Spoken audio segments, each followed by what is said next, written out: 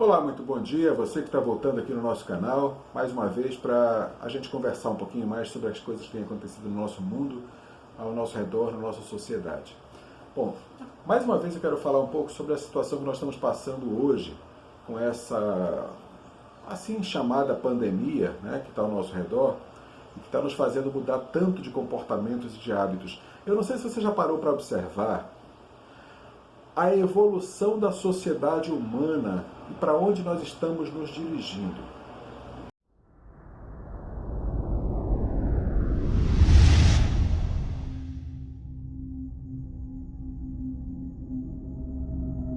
Eu não vou entrar agora em estudos escatológicos ou alguma coisa com relação aos últimos dias e arrebatamento, e segunda vinda, coisas desse gênero.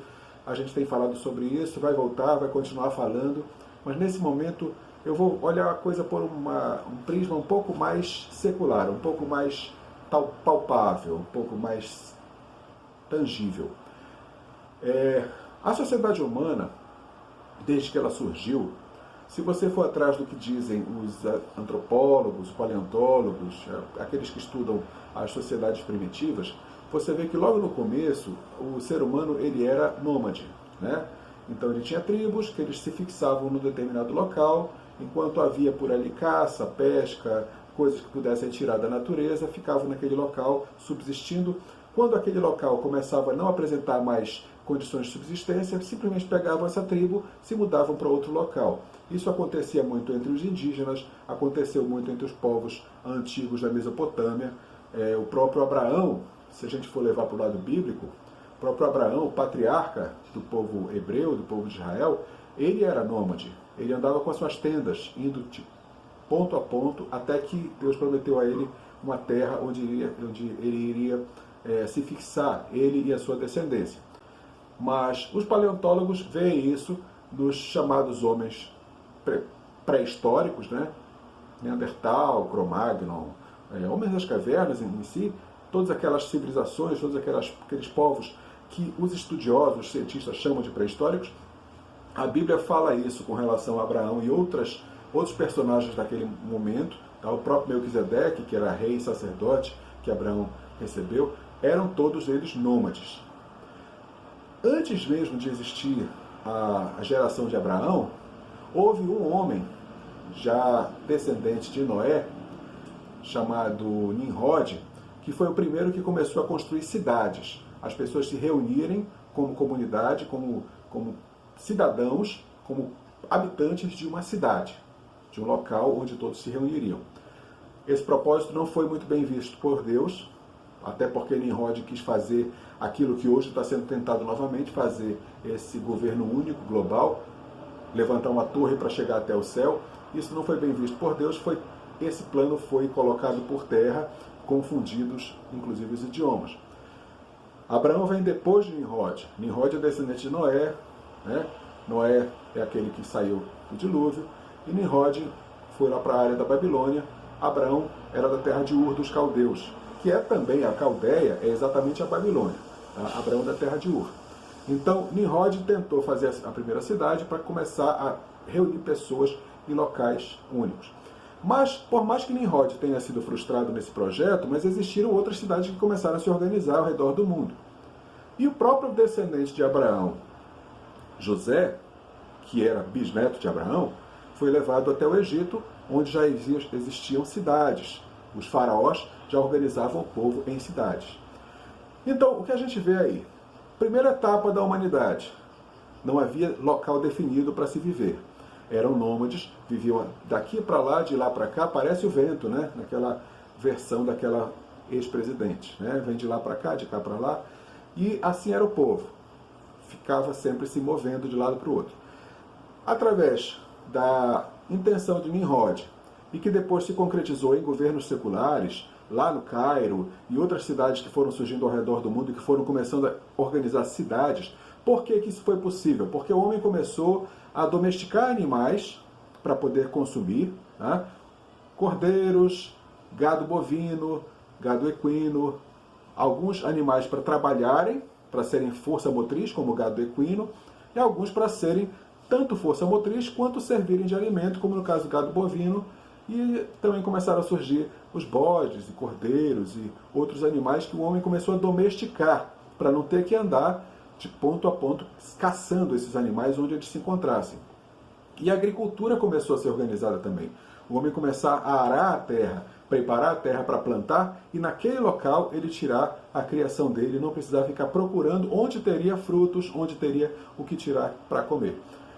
Então, a segunda etapa da humanidade foi exatamente essa, o povo começando a se concentrar em cidades. E essa etapa é a que nós vemos até hoje ao nosso redor.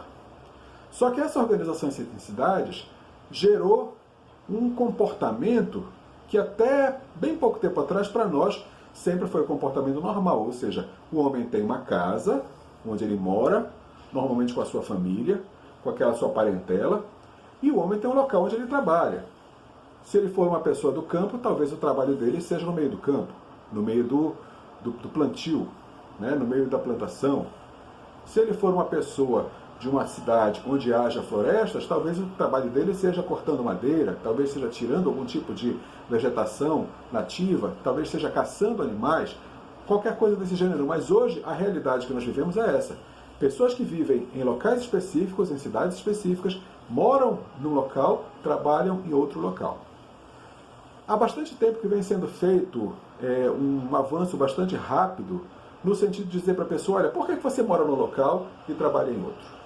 Porque você mora aqui e trabalha aqui. Para você chegar daqui para cá, você tem que consumir transporte, você gasta tempo do seu dia, você se cansa, você gasta combustível ou paga passagem, qualquer coisa assim, para poder sair de um local para o outro. Por que você não aproveita, já que mora aqui, começa a trabalhar aqui também? Você não tem que se transportar, você não tem que gastar tempo, você otimiza o seu tempo, otimiza o seu trabalho, fica perto da sua família e uma série de coisas. Isso tem sido falado faz tempo já. Várias pessoas já vêm estimulando essa questão do home office, principalmente as empresas mais de tecnologia, porque a pessoa pode trabalhar em casa, no seu próprio computador, com a sua banda larga de internet, e é como se estivesse no escritório. Então isso daí é uma coisa que vem sendo falada já há algum tempinho, não estava pegando ainda, não tinha ainda tornado uma realidade muito palpável, porque as pessoas continuavam com aquela visão, não, meu local de trabalho é esse aqui, meu local de residência é esse aqui. Eu vou compartilhar aqui uma experiência pessoal, minha, da minha vida, de trabalhar no mesmo local onde se mora. Eu, por bastante tempo, tive estúdio de fotografia. Como vocês sabem, eu sou fotógrafo. E eu tinha estúdio de fotografia. E o meu estúdio era na minha casa. Quer dizer, era uma casa bastante grande, com um terreno muito comprido, muito profundo. E na parte da frente ficava o meu estúdio. Uma área de recepção, para as pessoas quando chegarem poderem ficar esperando. Uma área interna, onde era o estúdio em si, e onde as pessoas também se preparavam, se maquiavam, trocavam roupa e tudo. Tinha ambiente para todas essas coisas ali, com uma parte de recepção também na frente. Quer dizer, está um estúdio montado para fotografar pessoas. Casais, debutantes, bucossexual, gestantes, o que fosse, né? E a minha casa ficava na parte de trás. Havia um corredor pela lateral que, na parte final desse corredor, se alcançava a casa. Na época, minha filha mais velha era ainda novinha, adolescente, então nós tínhamos aquele acordo, né, que ela, quando chegasse em casa de colégio, ou quando saísse, passasse sem chamar muita atenção para esse fato, porque eu não queria que as pessoas soubessem que eu morava naquele mesmo local. Por quê? As pessoas têm o hábito de não ter uma separação clara de o que é o seu trabalho e de o que é a sua casa. Se a sua casa está no mesmo local que o seu trabalho, a pessoa acha que pode ir na sua casa 10 horas da noite, domingo, sábado, feriado, qualquer momento, porque você está em casa e o seu trabalho é ali mesmo. E isso não fica muito bom para você como família. Você passa a não ter um tempo de família, passa a não ter uma separação das coisas. Então eu fazia questão de ter essa separação para não ter essa confusão. Hoje, com essa situação de pandemia que nós estamos vivendo, de confinamento, de quarentena, de lockdown, as pessoas estão cada vez mais começando a trabalhar em casa, fazer os seus home office, fazer seu trabalho doméstico. As crianças não estão tendo aula, as mães estão o dia inteiro em casa, se estressando com as crianças o dia inteiro lá no pé delas. Os pais estão em casa tentando fazer seu trabalho, às vezes não conseguindo, às vezes tendo que fugir das crianças para poder fazer alguma coisa de trabalho, porque senão a criança quer atenção o tempo todo, quer o tempo todo aquele pai presente, que eu quero ser presente sempre, mas eu tenho também que ter o meu tempo de trabalho. Eu tenho que ter o meu tempo de ser produtivo, porque eu não posso estar o tempo todo só me dedicando a uma coisa e deixar as outras de lado. Então, isso é um lado muito pesado desse trabalho doméstico, desse trabalho em casa. É sempre bom ter esse tempo de divisão, esse tempo de separação do que é trabalho, do que é família, do que é lazer, do que é escola, do que é estudo. Ter uma separaçãozinha. E hoje está se tornando meio misturado. E há um risco muito grande que isso daí tire um pouco da organização que o nosso mundo, que o nosso planeta estava acostumado. Sim, pode ser uma evolução da sociedade. Ou pode ser uma desorganização da sociedade. Vai depender muito de como nós encaremos isso, de como nós fizermos isso funcionar. É complicado. Nesse primeiro momento, tudo está muito confuso. Nesse primeiro momento, não se sabe que rumo isso tudo vai tomar. Está muito confuso, está muito complexo, está muito cheio de meandros e detalhes que a gente vai ter que entender ainda. Mas o importante é perceber que o nosso mundo, nesse exato momento, passa por uma transição. Assim como teve uma transição de quando eram nômades e passaram a morar em cidades, assim como houve transição na área tecnológica, empresarial, quando deixou de ser extrativista, passou a ser industrializado, e depois de industrializado, tecnológico. Assim como há essas mudanças, está havendo uma mudança agora na estrutura da sociedade.